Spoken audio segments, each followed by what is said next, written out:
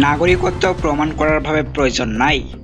আপোনাৰ যদি আধাৰ card voter card আছে তেন্তে আপুনি ভাৰতীয় নাগৰিক। অসমত SIR-ৰ দৰকাৰ নাই। অসমত SIR-ৰ দৰকাৰ নাই। নাগৰিকত্ব প্ৰমাণ কৰাৰ প্ৰয়োজন নাই। আধাৰ কাৰ্ড ভোটাৰ কাৰ্ড থাকিলেই ভাৰতীয় নাগৰিক। সামাজিক মাধ্যমত ভাইৰেল হৈ পৰা নিৰ্দেশনাক লৈ আতংকিত নহ'বলৈ আহ্বান জনাইছে। 2015 পৰা 2019 লৈকে নাগৰিকত্ব প্ৰমাণ কৰিছো আমি। SIR-ৰ সন্দৰ্ভত মন্তব্য গুৱাহাটীৰ হাইকোৰ্টৰ অধিবক্তা আমান ৱাদুদৰ। আজিৰ পৰৱৰ্তী খবৰটো হৈছে আপোনাৰ বাবে অত্যন্ত গুৰুত্বপূৰ্ণ খবৰ। অৰুণোদয় আঁচনিৰ হিতাধিকাৰীৰ বাবে আহিছে এটা সুখবৰ। এতিয়াৰ পৰা হিতাধিকাৰীয়ে পাব 1500 টকা। অৰুণোদয় আঁচনিৰ হিতাধিকাৰীৰ বাবে আহিছে এটা সুখবৰ।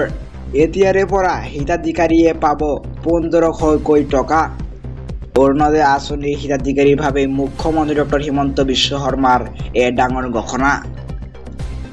1250 টকাৰ পৰিৱৰ্তে হিতাধিকাৰীয়ে লাভ কৰিব 1500 টকা। জানুৱাৰী মাহৰ পৰা কাৰ্যকৰী হ'ব এই নতুন নিয়ম।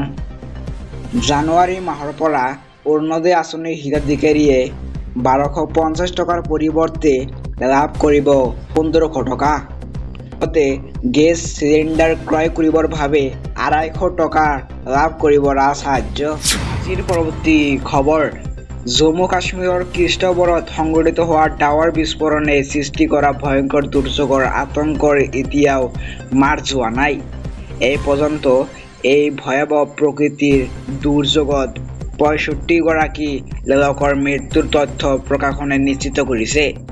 এই দুৰ্যোগৰ ফলত এতিয়াও শতাধিক মানুহ সন্ধানহীন হৈ আছে বুলি খবৰ প্ৰকাশ পাইছে। সম্প্ৰতি অঞ্চলটোত উদ্ধাৰ তথা সাহায্য অভিযান অব্যাহত ৰাখিছে প্ৰশাসনে।